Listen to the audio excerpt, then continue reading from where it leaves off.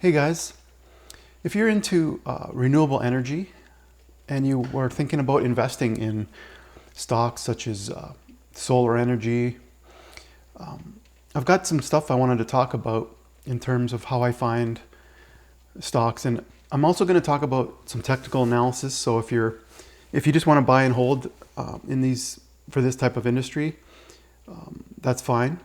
But I'm just going to go into what I do and how I look at the charts and stuff like that. So I'm using a program called TC2000, and it's amazing for charting and scanning and searching for stuff. You can do fundamental analysis too. You can look for earnings and dividend growth and all that. But I'm going to be looking at the charts, and so if you're not too familiar, hopefully you can take something out of this. I'm going to try to explain some things. I have a fairly simple approach as usual, but just thought I would talk about that. So with TC2000, one of the layouts you can use is called a drill down layout. So this shows you all the sectors on the left hand side up here in the markets, and then you have the industry indexes, which is a subgroup, and then you on the right here over here you have a list of stocks, and then in the middle you've got your chart. And I'll talk about the charts as we go here. So as you can see with the different sectors, I did a video on sector analysis, which is kind of like a top-down approach. So you can, if you're looking just for stocks that are doing really well, you can click on energy, and over here you'll see all the stocks in that group: healthcare, utilities, etc. So under technology, there's an industry section called solar. And if we click on that, we can see a chart for the sector as a whole. And that's a great way just to start with. Look at the sector, see what's happening. So prior to the crash in February, there was a pretty amazing uptrend here. So if we look at, say, February to 17 days, there was a 25% growth. A lot of people are expecting 10 or 15% if they're lucky in a year in investing. But this is like, amazing growth. We can go back further. December 10th, if you go all the way to say December 10th to the peak, 40%. So anyway, one of the reasons I don't like to buy and hold, I used to have dividend stocks that I would just hold and not look at.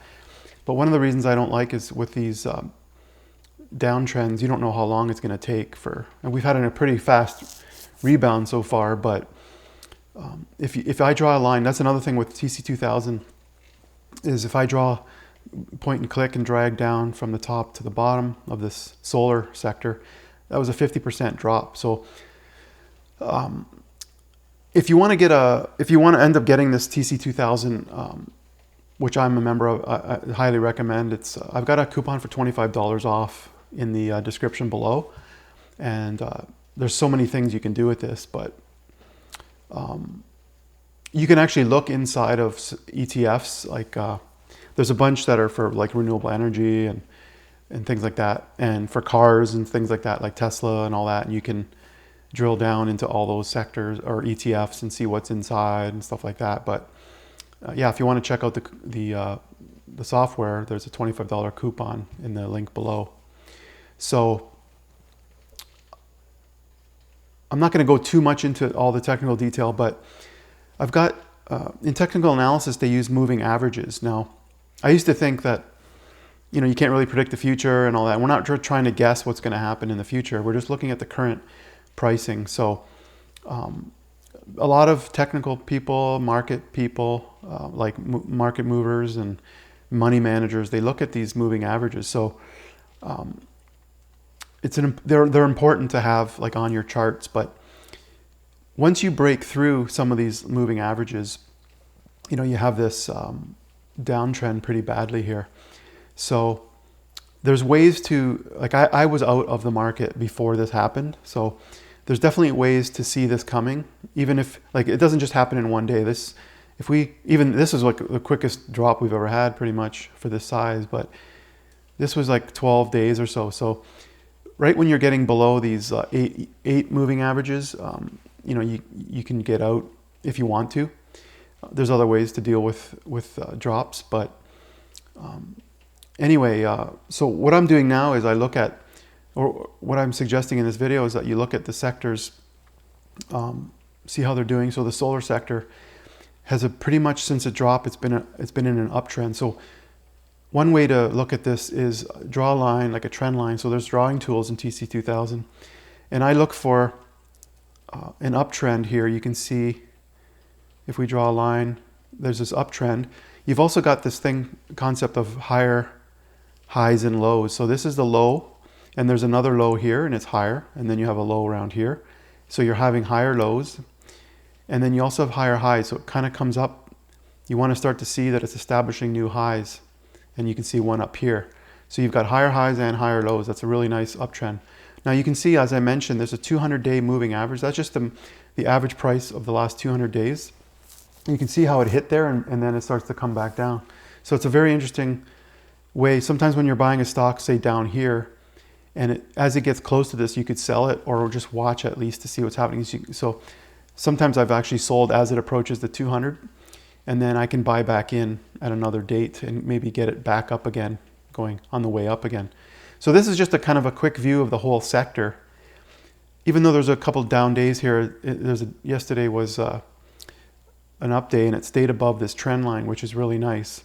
So I think today, this is Tuesday, May 5th. If you see, I'm not recommending stocks to you, but if you start to see an up day, it's probably a good sign. And then from there, what you can do, now that I've clicked on technology, solar, now on the right, I can see the stocks in that solar sector. And I've sorted it by percent gain on Monday, but you could also scan this. Actually, let me turn that off.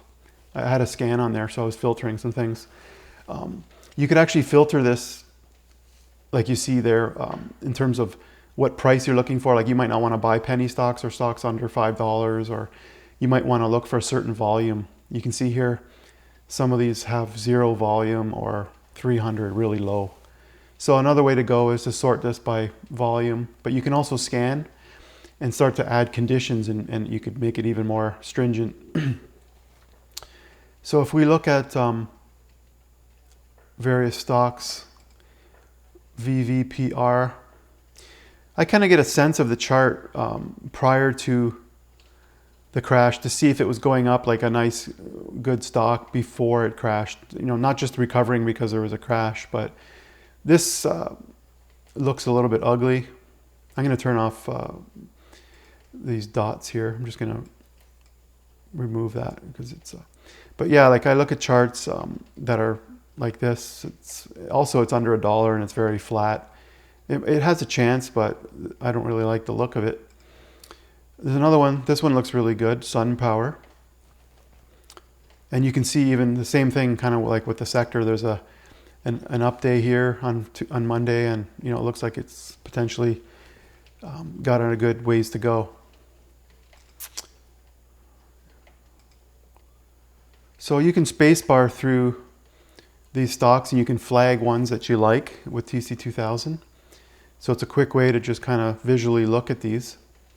But if you write you can use conditions and write formulas even if you want, and you can screen these stocks even more, with conditions rather than visually looking at these. But this one might be worth considering. FSLR, First Solar.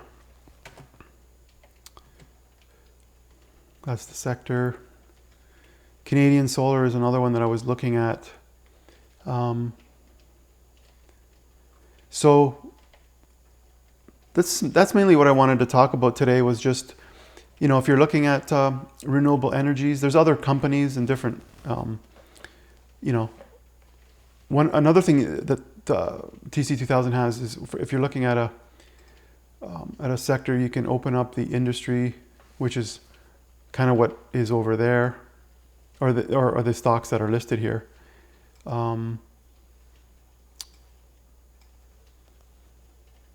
Sedge, let me just, that looks pretty good. And these are, even if you like solar energy, you don't necessarily have to buy and hold, because there's periods where things are not doing so great. even now, like I'm a little bit concerned with oil being really low, but it's starting to go up again. It's just the competition. And also, you know, with the economy and stuff, is that stuff really going to take off? So it's a little bit uncertain. But Sunworks, that's pretty cool. It's about to cross the 50-day moving average, so that could be, it's only 48 cents, but that's usually, once it gets past there, you know, there's a good chance of it going further. But I also use stop losses. So what happens is you buy a stock and you put a stop loss just like at some point below, whatever makes sense for your in particular stock. And that, what happens is if the price gets to that point, it sells for you automatically. So you don't have to watch it all the time. So a lot of people think like if you're trading, you have to stare at the computer all day, but you definitely don't have to do that. So hopefully that helps. I just wanted to get you thinking about renewable energy stocks that you might be interested in, how to sort of look at them. And of course, there's fundamental analysis. If we go to another tab called fundamentals that I have for this Sunworks stock, you can see like obviously a lot of companies aren't going to have earnings right now if they're new, they're growth stocks. So you have to use other methodologies to analyze these. But you've got you know, debt to equity and you know, various factors here.